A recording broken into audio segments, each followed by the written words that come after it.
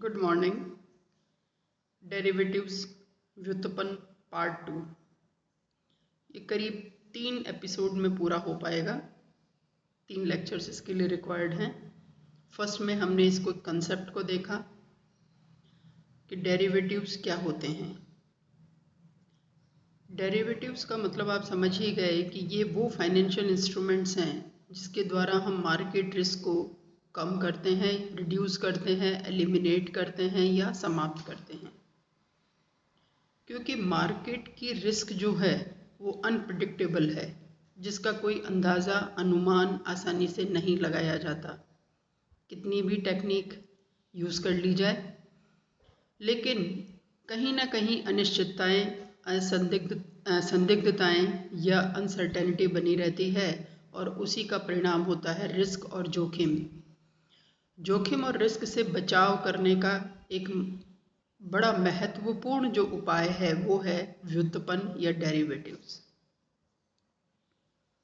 इनकी विशेषताएं देख लेते हैं। मेन जो फीचर्स हैं वो है जैसे गौण प्रतिभूतियां, ये सेकेंडरी सिक्योरिटीज़ में आती हैं। यानी डेरिवेटिव्स को हम या व्युत्पन्न को हम मुख्य प्रतिभूति या वर्तमान प्रतिभूति या मेन सिक्योरिटी नहीं मानते, क्योंकि इनका अस्तित्व मुख्य प्रतिभूतियों पर या अंतर्निहित संपत्तियों पर निर्भर करता है। जैसा कि दूसरे पॉइंट में भी है, अन्य प्रतिभूतियों पर निर्भर।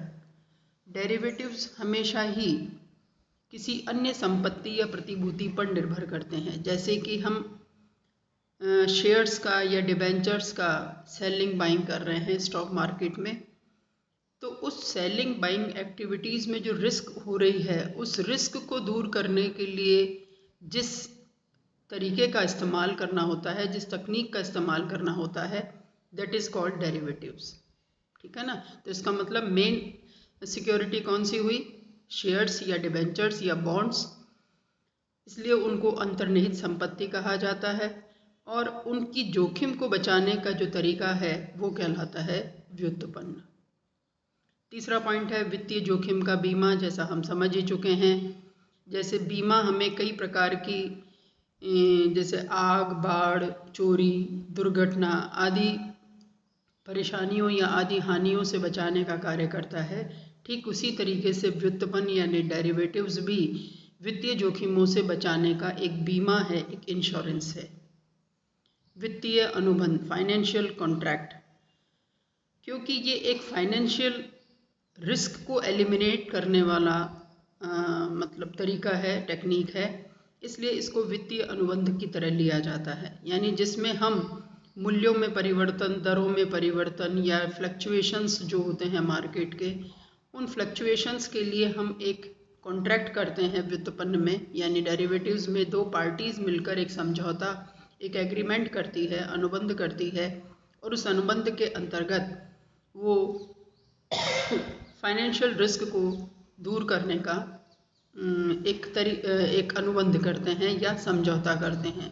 एक निश्चित दर होती है, निश्चित समय होता है, निश्चित वस्तु होती है, और उस मूल्य में परिवर्तन को के जोखिम को कम करने के लिए ये एग्रीमेंट विशेष रूप से किया जाता है। तो ये अनुबंध ही डेरिवेटिव्स के नाम से जाना जाता है। अब आते हैं हम मुख्य रूप से व्युत्पन्न बाजार के प्रतिभागी या अंग के रूप में, यानी जो पार्टिसिपेंट्स हैं डेरिवेटिव्स मार्केट के, या जो 3 पार्ट्स हैं उनको हम विशेष रूप से देखते हैं। 3 पार्ट्स हैं। नंबर 1 रक्षक, जिनको इंग्लिश में हेजर कहा जाता है। रक्षक कौन होता है? जो बाउंड्री पर या जो सीमा पर रक्षा करने का काम करता है, यानी किसी को अंदर नहीं आने देना, किसी को बाहर नहीं जाने देना। ये काम किसका होता है? रक्षक का, वॉचमैन का। तो वॉचमैन की ही तरह एक अंग है, एक प्रतिभागी, एक पार्टिसिपेंट है डेरिवेटिव मार्केट का। यह विद्यमान जोखिम को कम करने के लिए, ये भावी है बच्चों, फिर गलती हो जाती है कुछ कुछ हिंदी में, भावी बाजार का सहारा लेते हैं। यानी कहने का मतलब जो भी जोखिम है, जोखिम किस चीज़ की है कि मान लीजिए गोल्ड खरीदा जाना है, लेकिन ये पता नहीं कि आगे जाकर गोल्ड की रेट्स कम होंगी या ज़्यादा होंगी। और उस वेरिएशन से बचने के लिए ये रक्षक क्या करते हैं, पहले से ही एक निश्चित दर पर सौदा कर लेते हैं, अनुबंध कर लेते हैं कि वह उस मूल्य को बढ़ने से रोकने का कार्य करेंगे। यानी ऐसा एग्रीमेंट कर लिए जाते हैं जिससे मूल्य वृद्धि को रोका जा सके या मूल्यों की गिरावट को रोका जा सके। क्योंकि दो ही प्रकार की चीज़ें होती हैं, या तो क्रेता चाहता है मूल्य बढ़ना नहीं चाहिए और विक्रेता चाहता है मूल्य बढ़ना चाहिए। तो उसकी वजह से इसको नियंत्रित करने का कार्य रक्षक करता है। दूसरी बात रक्षक के बारे में कही जाती है कि ये व्युत्पन्न का उपयोग करके जोखिम को रोक लेते हैं, अर्थात बाजार में मूल्यों को रोकने का कार्य करते हैं। वही रोकना शब्द मतलब रक्षक से रिलेटेड है, यानी किसी भी विपत्ति को, किसी भी हानि को, किसी भी जोखिम को अकर होने से यानी उत्पन्न होने से रोकने का कार्य करता है ये रक्षक, जो कि बाजार में जिस प्रकार से मूल्यों में परिवर्तन हो रहे हैं, बहुत ज़्यादा वेरिएशन होते हैं, उनको रोकने का कार्य करते हैं। जैसे अभी प्रेजेंट सिनेरियो में फिर वापस हम एग्जांपल लेते हैं अपनी इंडियन इकोनॉमी या ग्लोबल इकोनॉमी का, जिसमें मार्केट तेज़ी से नीचे गिर रहे हैं, जिसका कारण कोविड है ही, जो आप सभी जानते हैं। चाहे वो विकसित राष्ट्र की इकोनॉमी हो या हमारे देश जैसे डेवलपिंग देश की इकोनॉमी हो, सभी इकोनॉमीज़ में एक ज़बरदस्त डिक्लाइन या डिप्रेशन है। और उस डिप्रेशन में मूल्यों की गिरावट को रोकने का कार्य जब कोई प्रतिभागी या कोई पार्टिसिपेंट डेरिवेटिव मार्केट में करता है तो उसको हम हेजर या रक्षक कहते हैं।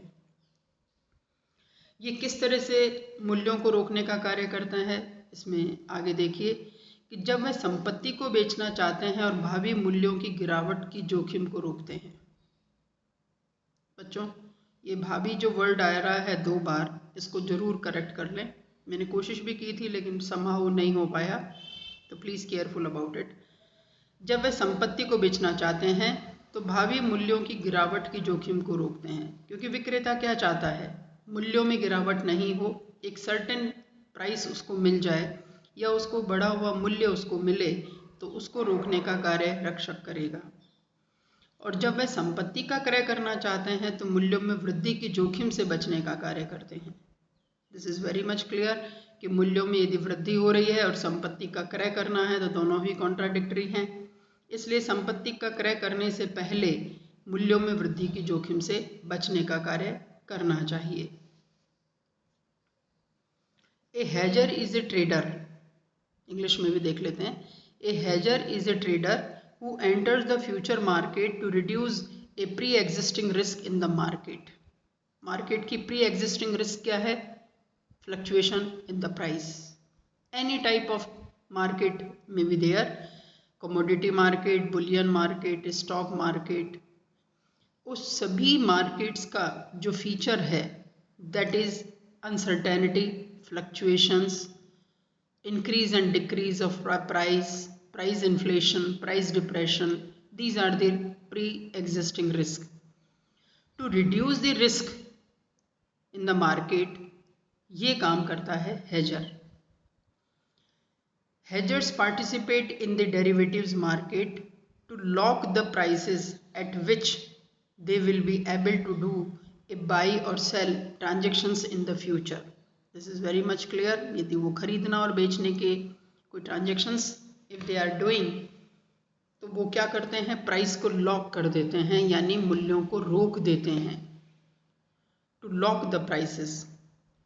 The position is called long when they hold an asset which they may be selling in the future. This is very much clear. If you are selling an asset, तो आप क्या चाहते हैं, उसका मूल्य बढ़ना चाहिए, उसका मूल्य कम नहीं होना चाहिए। Declining price is the risk of the seller. They may also have an opposite position called a short position. Short means buying activity. If they are interested in buying some assets in the future, in this case they face the risk of rise in prices. They try to reduce or avoid this price rise by dealing in derivatives. Derivatives का use करके वो price rise को avoid करते हैं। यानी simple सी चीज़ है, selling buying activities में जो ट्रांजेक्शन्स हो रहे हैं उन ट्रांजेक्शन्स में जो इंटरेस्ट है सेलर या बायर का, उसको प्रोटेक्ट करने का काम डेरिवेटिव करते हैं। और इस डेरिवेटिव को यूज़ करके जो पार्टिसिपेंट माने जाते हैं, कहे जाते हैं, दे आर हेजर्स। नंबर 2 इज सट्टेबाज, स्पेकुलेटर्स। सट्टेबाज का बहुत ही एक नेगेटिव कंसेप्ट पब्लिक के बीच में होता है कि सट्टेबाज वो होता है जो गलत तरीके की एक्टिविटीज़ को मार्केट में करता है, लेकिन ऐसा नहीं है। स्पेकुलेशन को वैधानिक या लीगल माना जाता है यदि वो मार्केट में किसी तरह के कोई गलत या इलीगल ट्रांजैक्शंस नहीं करता है। तो सट्टे की जो प्रक्रिया है वो दोनों ही तरह की होती हैं, इलीगल और लीगल भी होती हैं। लीगल वो होती हैं जो मार्केट को बूस्ट करती हैं, मार्केट को सपोर्ट करती हैं, या मार्केट में फ्लक्चुएशंस के बारे में एक पॉजिटिव वेव्स लाती हैं, यानी एक अनुकूल रुख लाती हैं बाजार में, या मार्केट को सपोर्ट करती हैं, वो तो कहलाती हैं लीगल एक्टिविटीज़ ऑफ स्पेकुलेशंस। और इलीगल या अवैधानिक सट्टेबाजी की प्रक्रिया वो कहलाती है जिसमें गलत कार्य किया जाता है, जैसे स्मगलिंग की जा रही है, ब्लैक मार्केटिंग की जा रही है, या गोडाउन्स में माल को बहुत ज़्यादा पाइल अप करके या भर दिया जाता है और मार्केट में एक आर्टिफिशियल शॉर्ट सप्लाई शो की जाती है जिससे मूल्यों में वृद्धि हो। तो यानी जो भी कोई अवैधानिक कार्य है और वो सट्टे के द्वारा या स्पेकुलेशन एक्टिविटीज़ के थ्रू हो रहा है, उसको कभी भी मान्यता नहीं दी जाती। लेकिन यहाँ ये सट्टेबाज बहुत ही इम्पॉर्टेंट रोल प्ले करते हैं डेरिवेटिव मार्केट में। जैसा कि आप पहले पढ़ लें फिर देख लेते हैं क्या है ये। यह लाभ कमाने के लिए व्युत्पन्न का क्रय विक्रय करते हैं। व्युत्पन्न का मतलब वही कॉन्ट्रैक्ट करते हैं, या बाजार की भावी जोखिमों से बाजी लगाकर लाभ कमाने का प्रयास करते हैं। ये क्या है कि ये बाजार के महत्वपूर्ण अंग होते हैं क्योंकि ये जोखिम उठाते हैं, तरलता बनाए रखते हैं, उचित मूल्य का आश्वासन देते हैं और हानि से बचाने का प्रबंध करते हैं। अब इस स्पेकुलेशन एक्टिविटी को हम कैसे समझें, सट्टेबाज की प्रक्रिया को कैसे समझ सकते हैं। देखिए, हेजर ने क्या किया, रक्षक ने क्या किया, मूल्यों को बढ़ने या घटने से रोकने का प्रयास किया। Hedgers, what they are doing? They are doing to lock the prices for the selling buying transactions। यानी यदि क्रेता है तो कम मूल्य होने चाहिए, विक्रेता है तो अधिक मूल्य होने चाहिए। तो एक ब्रेक इवन प्राइस को वो डिसाइड करके उसके घटने और बढ़ने की प्रक्रिया को रोकता है हेजर या रक्षक। लेकिन सट्टेबाज क्या करता है, सट्टेबाज मार्केट में यदि प्राइस राइज चल रहा है तो उस मूल्य की वृद्धि में रिस्क लेता है और मूल्यों को बढ़ने की एक सीमा निश्चित कर देता है। जैसे आज मान लीजिए किसी कमोडिटी की प्राइस 10 रुपीज़ है और ये माना जा रहा है कि उसकी प्राइस बहुत आगे जाएगी, यानी वो 100 रुपये तक हो सकती है। तो वो क्या करता है, जहाँ तक उसको लाभ होता है उस लाभ के स्टेज पर आने तक, यानी 50 रुपीज़ तक या 70 रुपीज़ तक मूल्यों में वृद्धि होने देता है और उसमें वह बाजी लगाता है। बाजी लगाने का मतलब उसमें वह ट्रांजैक्शन कर लेता है आगे के समय के लिए, कि उसने ये कहा कि वह 2 महीने बाद उस कमोडिटी को 50 रुपीज़ में परचेस करेगा, जबकि आज रेट कितनी है 10 रुपीज़। तो 40 रुपीज़ का प्रॉफिट उसे अर्न करना है।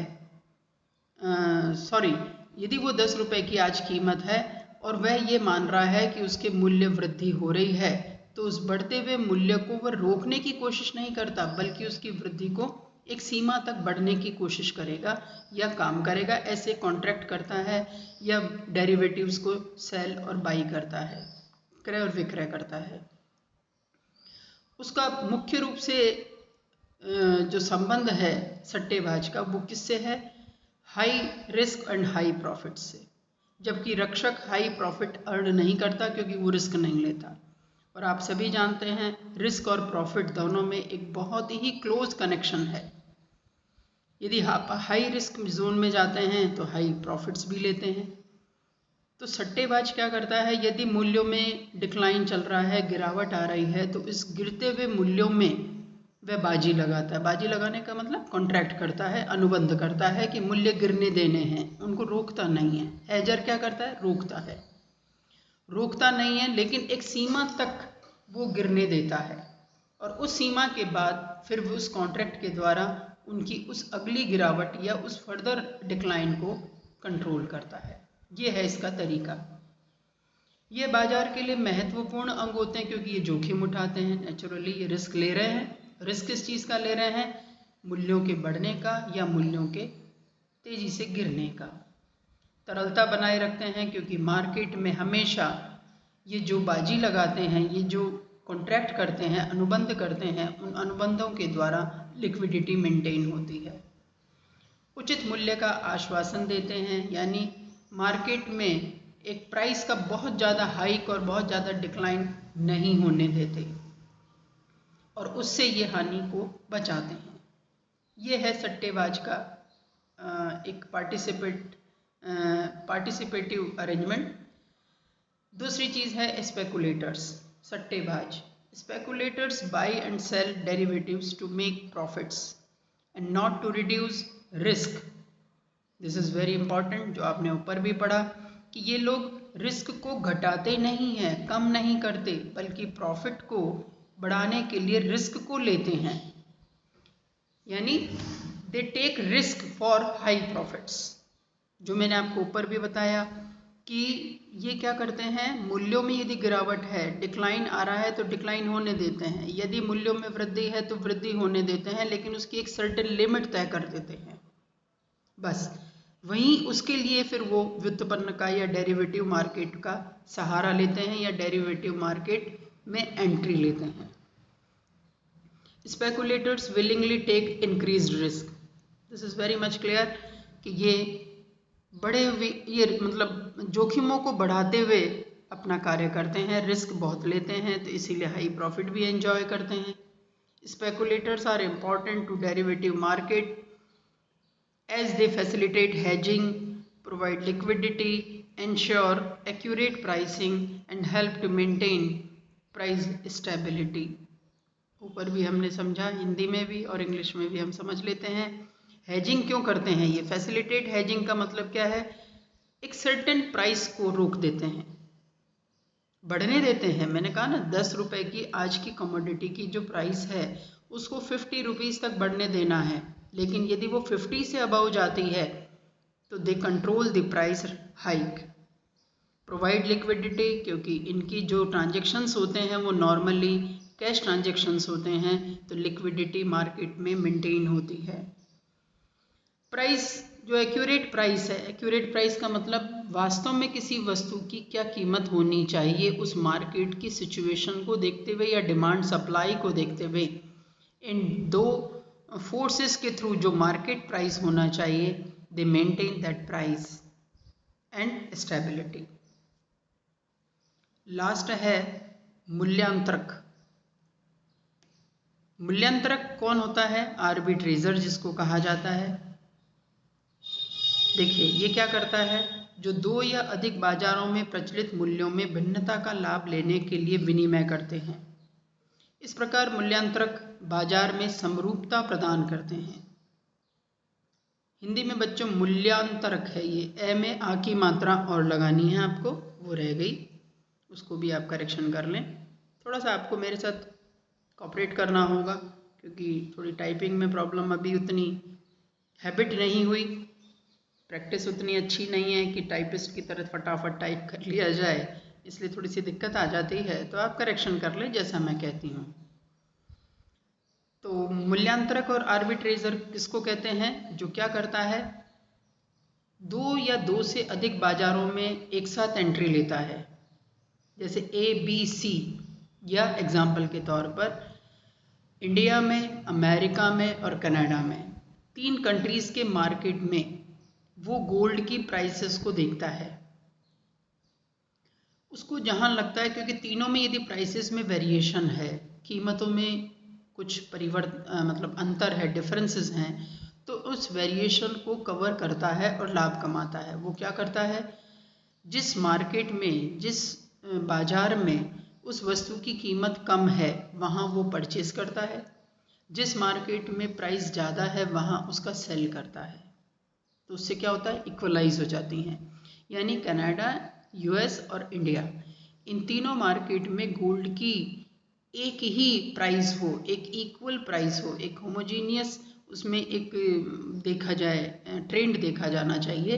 तो ऐसा काम करने वाला व्यक्ति या प्रतिभागी या पार्टिसिपेंट कौन कहलाता है, मूल्यांतरक।